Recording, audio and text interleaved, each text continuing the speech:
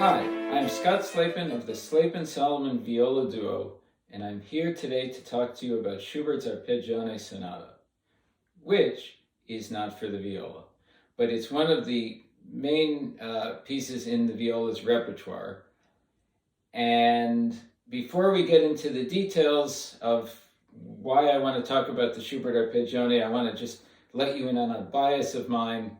I don't like the idea of simplifying things for the viola. And people often simplify things that don't need to be simplified. For example, when going from a four-string instrument to the viola, like going from the violin to the viola, I don't believe that there needs to be any simplification. Of course, people do that, but some people don't, and I tend to fall in the crowd that doesn't believe in that. You even have five-string instruments. For example, that piece that Paganini wrote, the Sonata per la Gran Viola, that's actually a five-string instrument. It's not a normal viola. People play that without arranging it. It's possible on the fourth-string modern viola. The sixth so-called cello suite, which was really for a viola piccola, which is what Bach called it, but that was a five-string cello, just with a higher E string, although many people believe it was actually held up here. Most violists move the material around for that. I mean, the vast majority of violists do, but it is possible to play it without any arranging. That is possible. That might be pushing things a little bit, but again, that's my personal bias. I don't like simplified for the viola. However, when you get to the arpeggione, this instrument that really is not popular anymore, that was a six-string instrument. And with six strings going to four strings, there really is no way to not rearrange the original material to some extent. Adding to the problems are that the instrument goes lower than the modern viola.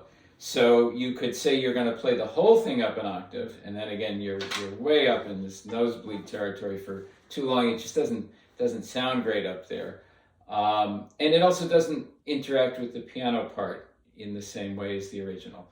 So I think the Arpeggione Sonata is probably the most standard piece in our repertoire that presents the most problems. Some people might say, well, why should we have it in our repertoire? And I think there's a good answer to that, because the arpeggione is not a popular instrument, I think, for a good reason. It's basically a bowed guitar. To me personally, the sound is not as pleasing as the modern viola or the modern cello, and those are the two instruments that have the arpeggione most prominently in their repertoires. And I think the Arpeggione is a great sonata, so it would be a real shame to let it die out just because the instrument it was written for is no longer popular.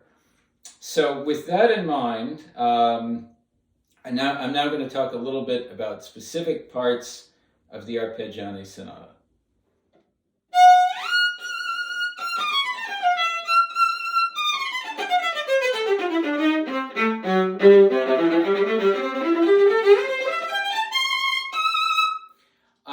I like starting that high and ending it high because you have the descending line going all the way down, and then it's able to come back up over three octaves, which is how the original is.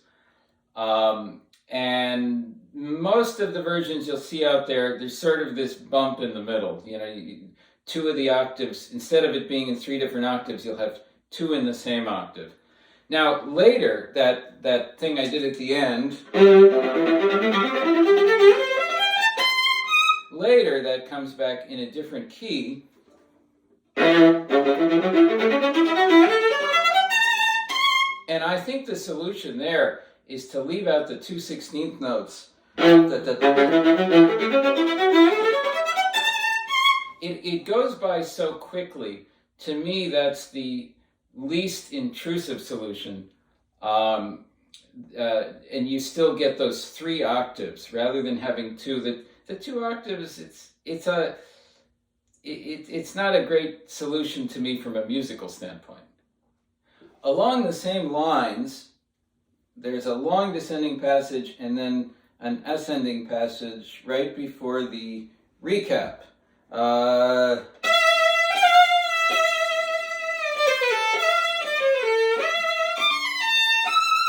And I like to be up here. So you get this long line going down.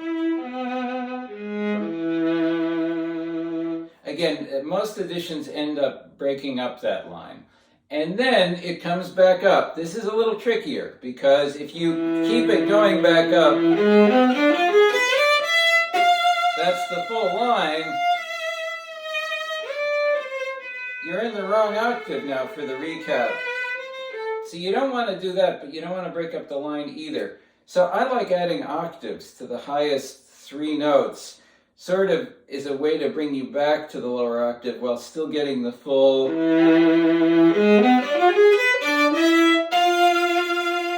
Somewhere along the way you drop the higher octave.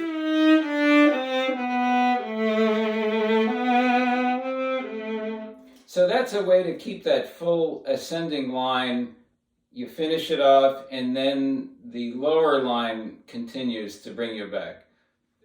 And one more example of this, not having to change octaves in a phrase where it's musically dependent on there being different octaves, is right near the end of the first movement. And I agree, this is a little, right? This is a little on the edge.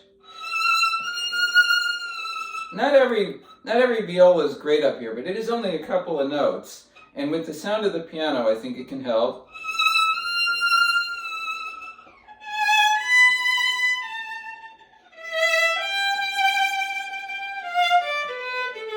This way it can continue.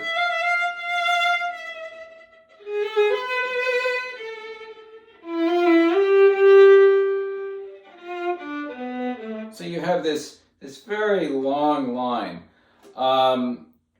There would be another solution if you really don't like that starting that high up.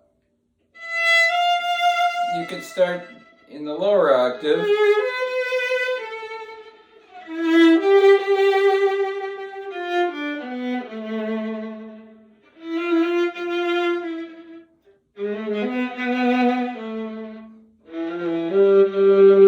And here you'd need your pianist to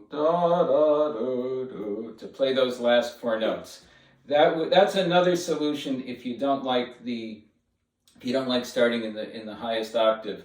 But I think both are better than what you often encounter, which is two phrases in a row that are essentially in the same octave, because Schubert wants the feeling of it descending towards the end.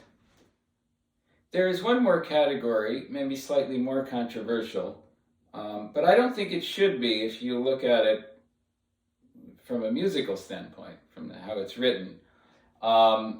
In the last movement, there's a section with pizzicato where the first time you play it in the higher octave, and then that phrase repeats with a bass note.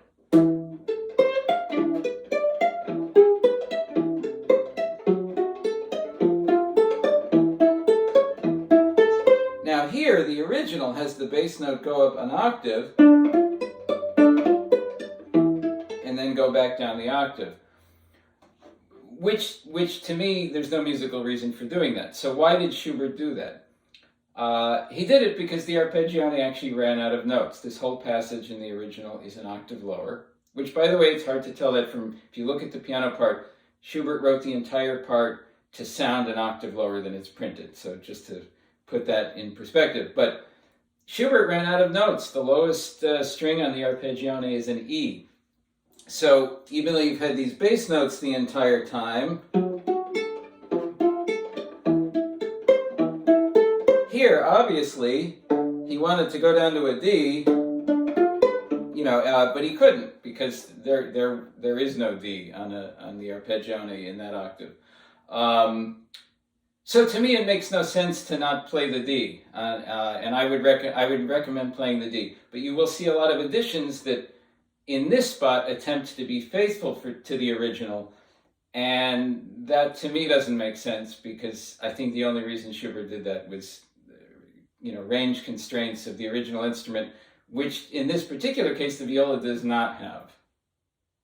Similarly, at the end of the whole piece, the original ducks down, and I don't think it's necessary. You could continue.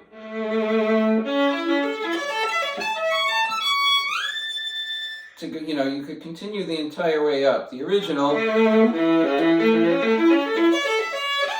has that, which I think is fine too, but I think both should be possibilities.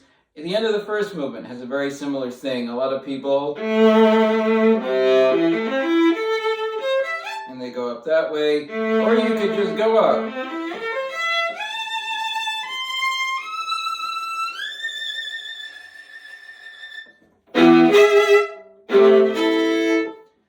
So I think both should be options. I think the main point in all of this is it's not cut and dried. And as much as I don't like simplifying things for viola arrangements, or even making arrangements, I would of course prefer to keep it as close to the original as possible, or simply not play it on a viola. There are other instruments that can play it.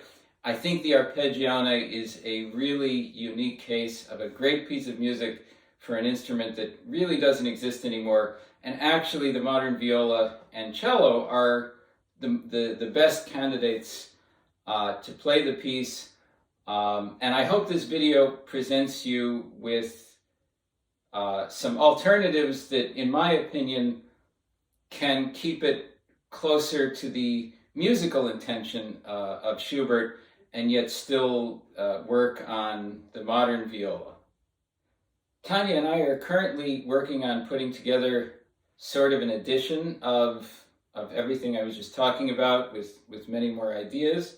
I may be holding a webinar soon just to talk about this with anybody who wants to sign up, but I think we're going to offer our edition for free through our website to anybody who comes and fills out the contact form. I hesitate to call it an edition because we're not providing a piano part. It's nothing we're selling.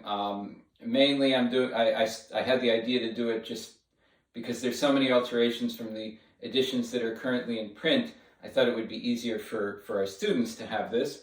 But then we had the idea to make it available to everyone. So if you're interested, come to violaduo.com and fill out the contact form, and just put in your contact info and state that you'd like to have the Arpeggione viola part, and we will send it to you the moment it's done.